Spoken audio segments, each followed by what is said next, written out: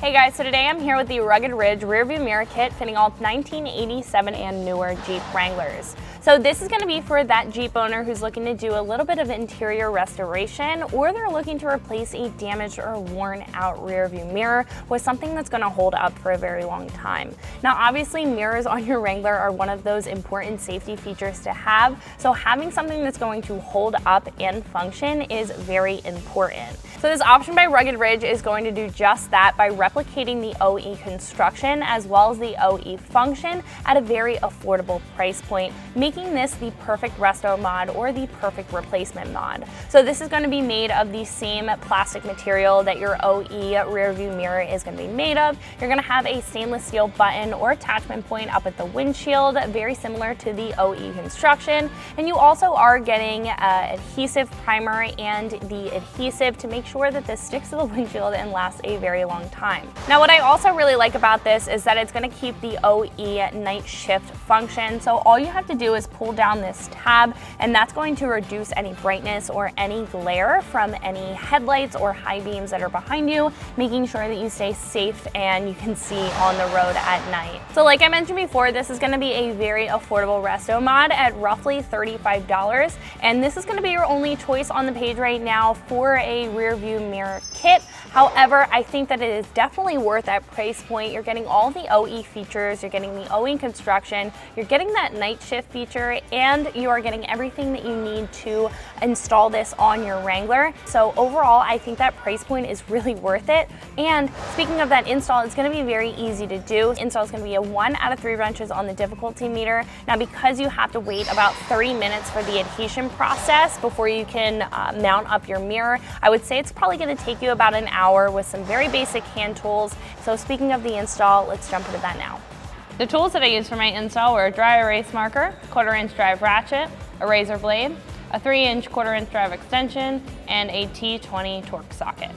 So the first step of this install is just to mark up where we're going to mount up our rear view mirror. So I'm going to take a dry erase marker and go to the outside of the windshield and make a mark. I'm just using a dry erase because that's going to make it easy just to wipe off after we're finished mounting up our rear view mirror. So let's go ahead and head over to the front of our windshield. So there is a little bit of adhesive still stuck on the windshield from our previous rear view mirror. I'm just going to mark where that is. Just kind of outline it, just so we have a nice spot where we can put in our new rear view mirror, then we can head inside our Wrangler. So like I said, there was a little bit of adhesive left on the windshield after our previous rear view mirror. So what you want to do is grab a straight razor and you're going to basically strip the window of all of that adhesive remnants so it's clear, and the adhesion process for the new rear view mirror can promote correctly, and it will last a very long time because there's no contaminants in that adhesive. So what I'm just going to do is take that straight razor and get off all of that previous adhesive and make sure that that is really clean. As you can tell, all of that is just the leftover glue. And then once that's clean, we can move on to mounting up our button. So now we're ready to install our button. This is just going to be a stainless steel plate that's going to stick to the windshield, and this is what our rear view mirror is going to slide onto and going to be attached to. That's our attachment point for our rear view mirror.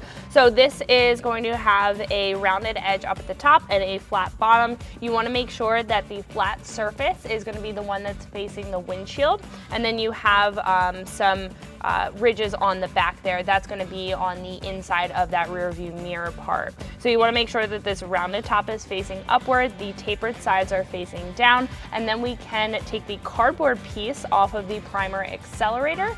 So this is just going to be a primer that we're going to put on the back there. That's going to accelerate the adhesion process. Then we're going to take the adhesive and put a small dot in the middle, and then we're going to press that onto our windshield for about 30 to 60 seconds. And we're going to let that cure for about 30 minutes before we go ahead and attach our rear view mirror. So first we're going to take this cardboard cover off of our primer liquid.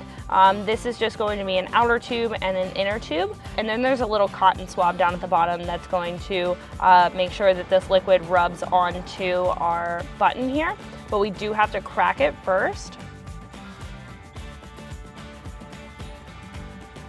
All right, so once that is cracked, it's going to soak into that cotton down at the bottom, and we can just rub that primer onto the face of the button.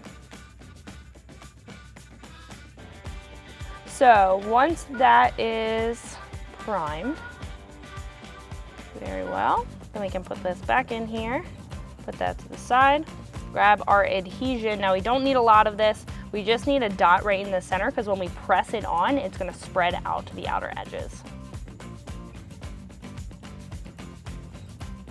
All right, so there's our dot of adhesive. Doesn't have to be great, probably like a pea size. So once you have the primer and the adhesive on there, we're going to go up to the windshield at the spot where we need to be, making sure that our button is straight, and just press that onto the windshield.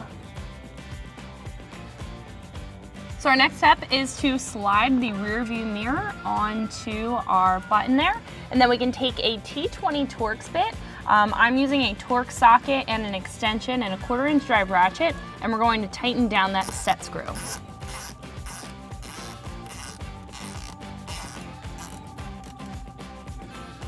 So you're just gonna wanna tighten that up, make sure that set screw is hitting that back button there, so this is pressed into place.